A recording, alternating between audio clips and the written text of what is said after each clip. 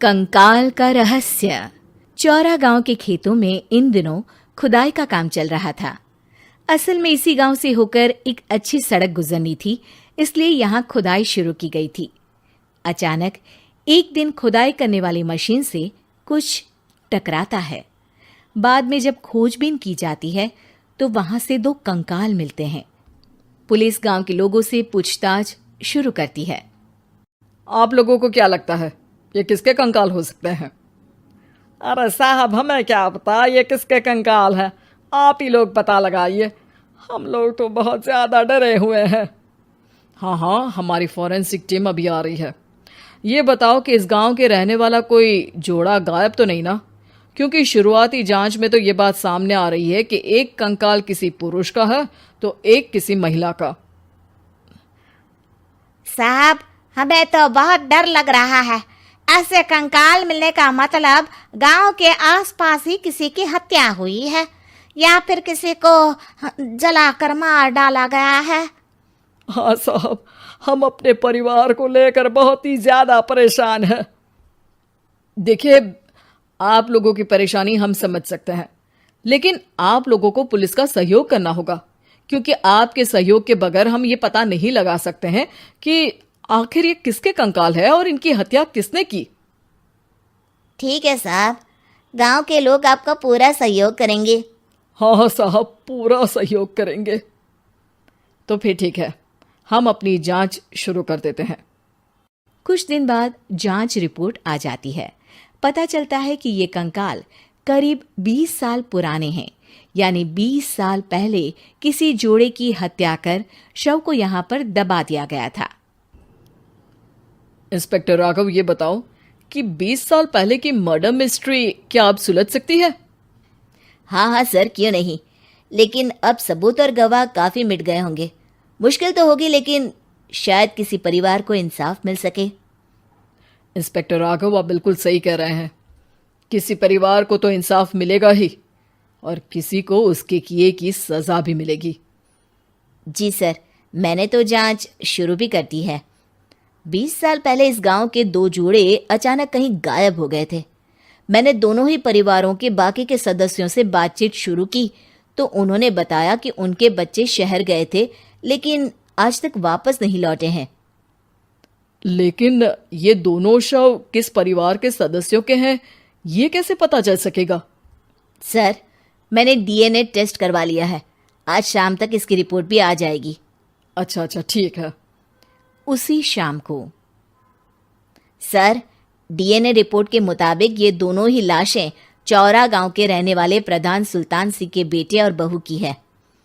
लेकिन इनकी हत्याएं किसने की है, ये कैसे पता लगेगा?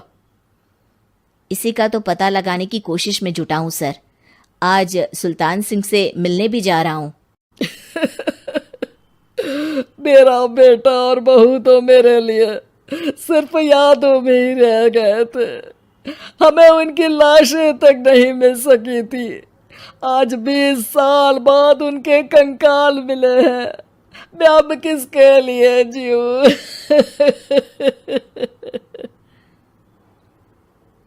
लेकिन सर, क्या आपकी किसी से कोई दुश्मनी थी? अपने बेटे बहू की हत्या के लिए आप किसे जिम्मेदार मान रहे हैं? अब मैं किसका नाम बोलूं? मेरी तो किसी से दुश्मनी नहीं थी, बस मेरे बेटे बहू को कोई वापस ला पाता।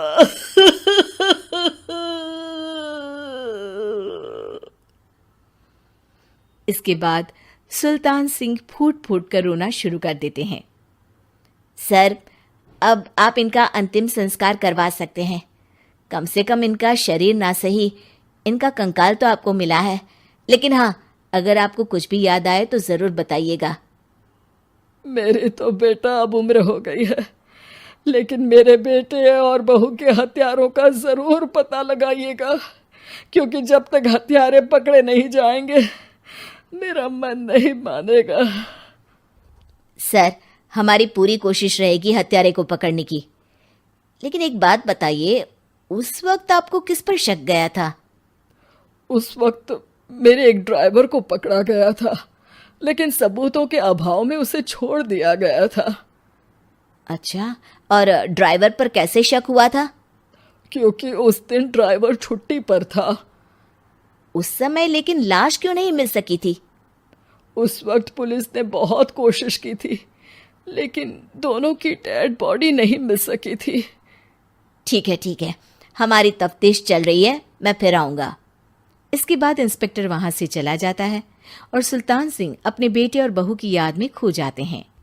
कुछ दिन बाद सुल्तान सर, एक बात बताइए, जब आपके बेटे बहू की हत्या हुई थी, उसी के आसपास आपके ही गांव का रहने वाला एक और जोड़ा उसी वक्त गायब हो गया था ना? हाँ सर, अलका और अभिषेक, वो भी मेरे बच्चों जैसे ही थे। तो फिर वो कहाँ है? उनका भी आज तक पता नहीं चल सका, लेकिन बताते हैं कि कुछ साल पहले अभिषेक को गांव के ही किसी आदमी ने मुंबई में देखा था, लेकिन फिर वो गायब हो गया। यानी अभिषेक और अलका की हत्या नहीं हुई थी, बल्कि उन्होंने किसी वजह से खुद ही गांव छोड़ दिया था। हाँ हाँ, हो सकता है, क्योंकि अभिषेक मेरे बेटे संतोष का अच्छा दोस्त था और उसका मेरे घर भी आना जाना लगा रहता था। हो सकता है कि उसने मेरे बेटे और बहू के बारे में सुन लिया हो और ये गांव छोड़ दिया हो सकता है। उनके परिवार का कोई अब नहीं रहता क्या इस गांव में? अब तो कोई नहीं रहता। एक चाचा थे, लेकिन उन्होंने भी अपना पुश्तैनी मकान बेच दिया है। वो भी अब कहीं शहर में ही बस गए हैं। ओह, अभिषेक और अलका के बारे में भी पता लगाना होगा। हो सकता है कि वही इस हत्या के बारे में कुछ बता सके। हो तो सकता है, लेकिन वो बेचारे तो खुद ही वक्त के मारे थे, वो क्या बताएंगे। फिर भी सर, जब केस दोबारा खुला है तो जांच तो करनी ही पड़ेगी, और इस बार तो लाशें भी बरामद हुई है। कुछ दिन तक लगातार तफ्तीश चलती रही। एक दिन थाने से सुल्तान सिंह को फोन आता है। हाँ, कौन बोल रहा है? सर, मैं कांस्टेबल तुलाराम बोल रहा हूँ थाने से। आपको थाने आना पड़ेगा। थाने? लेकिन क्यों? सर, किसी की पहचान करवानी है। अच्छा ठीक है, मैं दोपहर तक पहुंचता हूँ। सुल्तान सिंह दोपहर में थाने पहुंचता है। कई पुलिस के अधिकारी वहां मौजूद रहते हैं। सर, आपके बेटे की हत्या का रहस्य आज शायद सुलझ जाए। अच्छा इंस्पेक्टर राघव, पर वो कैसे? सर, उस आदमी को देखिए, क्या वही अभिषेक है? सुल्तान सिंह की आंखों में हैरानी से आंसू आ जाते हैं। हाँ सर, यही अभिषेक है। ये आपको कहाँ से मिला? सिर्फ अभिषेक ही नहीं, बल्कि इसकी पत्नी अलका भी इसके साथ है। मैडम, जरा अभिषेक की पत्नी को लाइए। जैसे ही अलका को पेश किया जाता है, सुल्तान सिंह जमीन पर गिर जाते हैं। सुल्तान सर, क्या हुआ आपको? आप अलका को देखकर गिर क्यों गए?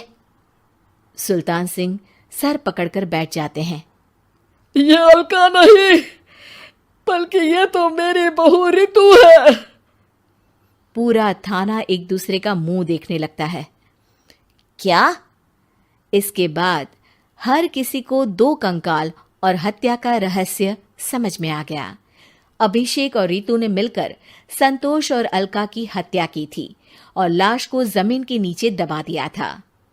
आज 20 साल बाद इस हत्या का रहस्य खुल सका था कि अवैध प्रेम संबंध में दो मासूमों की जान गई। अंत भला तो सब भला। रोली की शादी उसके माँ बाप एक आलसी लड़के से करा देते हैं। चलो, रोली की शादी हुई और हमने गंगा नहाई। और क्या, बेटियां तो होती ही हैं बोझ। हाँ, पर अब क्या चिंता, उतार तो दिया बोझ तुमने, अब वो लोग समझे। ससुराल में रोली का पति कहता है, देखो, मैं कोई काम नहीं करता, ये बात तुम्हारे मम्मी पापा को बता दी थी मैंने। अब जो किराया आता है दुकान का, उसी से घर का गुजारा करना है। कभी भूल से भी कोशिश ना करना किसी चीज की डिमांड की। क्या मम्मी पापा को पता था कि आप कोई काम नहीं करते? और क्या, बड़ा अच्छे से पता था। उन लोगों को तो तुम बोझ लगती थी, बोल रहे थे कि बस शादी कर लो और कोई मतलब नहीं है। रोली को ये सुनकर बहुत गुस्सा आता है, लेकिन करती भी तो क्या, क्योंकि वो जानती थी कि उसके माता पिता ऐसे ही हैं। जैसे तैसे रोली दिन काट रही थी। रोली को एक प्यारी सी बेटी होती है। धीरे धीरे वो बड़ी होती है और उसके साथ उसकी जरूरतें भी बढ़ती जाती हैं। सुनिए जी, अब तो सिमी बड़ी हो रही है, उसका स्कूल में दाखिला कराना है। मैंने अब तक तो जैसे तैसे समय काट लिया, लेकिन मैं बच्ची की परवरिश में कोई कमी नहीं रखूंगी। अरे क्या है यार, अब तो लगता है कोई ना कोई काम ढूंढना ही पड़ेगा। अब पति रोज काम की तलाश में जाता और बिना किसी काम के वापस आ जाता। रोली समझ जाती है कि पति के अंदर अब काम करने की क्षमता नहीं है। वो बेटी को उच्च शिक्षा देने के लिए कुछ करना चाहती थी, लेकिन करती तो क्या करती। एक दिन रोली की सहेली कहती है, रोली, मेरी कोई औलाद नहीं है। अगर तू मेरी औलाद को जन्म दे तो मैं तुझे तेरे मुंह मांगे पैसे दूंगी। अरे, तेरी औलाद को मैं कैसे जन्म दे सकती हूँ? सरोगेसी से। बच्चा मेरा और वैभव का ही होगा, लेकिन कोख तेरी होगी। ये संभव है रोली। रोली कुछ सोचकर कहती है, मुझे मंजूर है, लेकिन मैं इसका 2 लाख रुपया लूंगी। अरे कोई बात नहीं, मुझे मंजूर है। रोली खुश हो जाती है कि एक बच्चा पैदा करने का उसे 2 लाख रुपया मिलेगा। वो घर आकर पति को बताती है, वो भी खुश हो जाता है।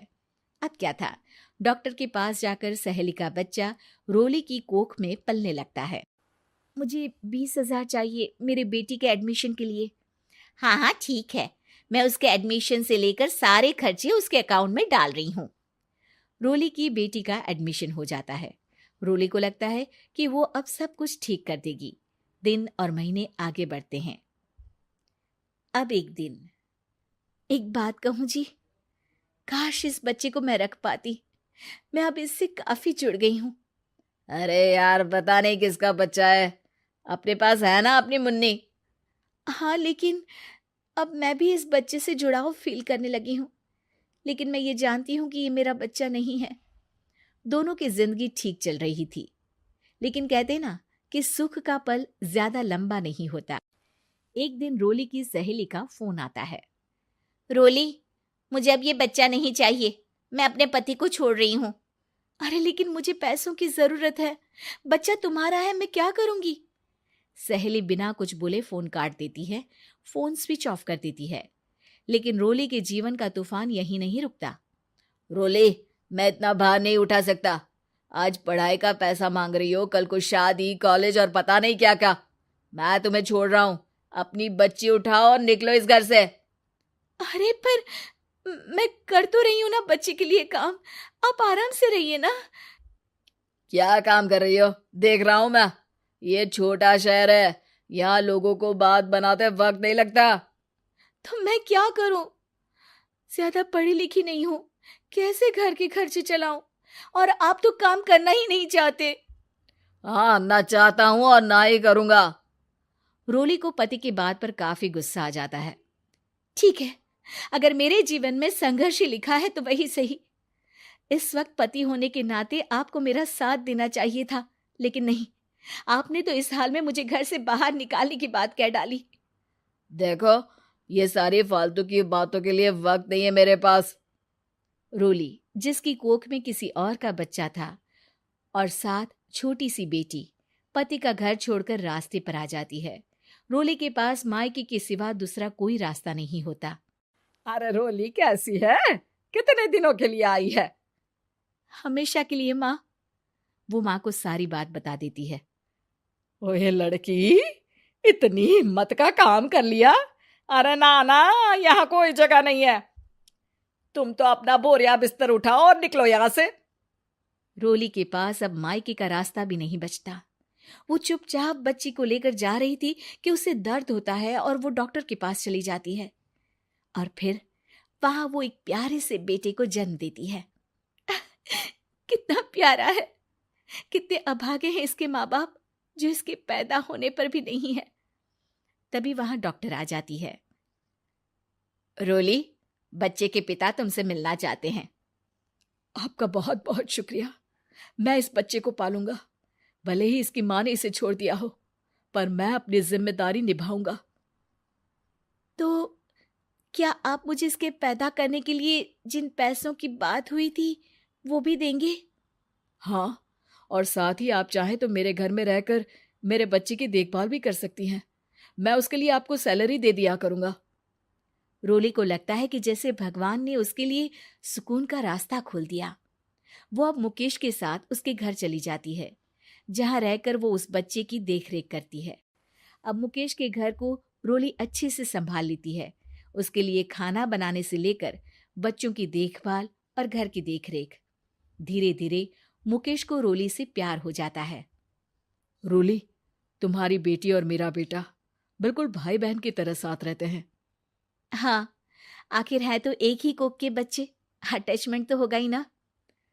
रोली, तुमने घर और मुझे दोनों को संभाल लिया। ये तो मेरा काम है। आपने भी तो मुझे छत दी, जिससे मैं अपनी बेटी की पढ़ाई और भविष्य के लिए पैसे जोड़ सकूं। अब रोली, क्या तुम मुझसे शादी करोगी? अब मैं जानता हूं तुम्हारी भी शादी कुछ खास अच्छी नहीं रही। रोली को मुकेश की बात ठीक लगती है। वो उसे हाँ बोलने की सोच ही रही होती है कि उसके पहले पति का फोन आ जाता है। रोली, मैं बहुत परेशान हूं। मेरा एक्सीडेंट हो गया है। मैं चाहता हूं तुम वापस आ जाओ। रोली को पुराने पति की चिंता होने लगती है। वो सोचती है कि वो क्या कर रही थी। हाँ ठीक है, मैं आ रही हूँ। हाँ रोली, आ जाओ, लेकिन बच्ची को कहीं हॉस्टल में छोड़कर आना, क्योंकि मैं नहीं चाहता कि हम लोगों के बीच फिर से वो सारी बातें हो। रोली को समझ आ जाता है कि पति आज भी सुधरा नहीं है। वो पति के पास जाने से इनकार कर मुकेश को हाँ कर देती है।